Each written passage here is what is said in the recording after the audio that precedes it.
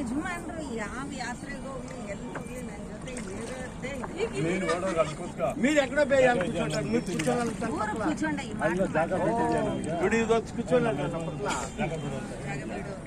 ತಿರುಪತಿಗೆ ದರ್ಶನಕ್ಕೆ ಹೋದ್ರು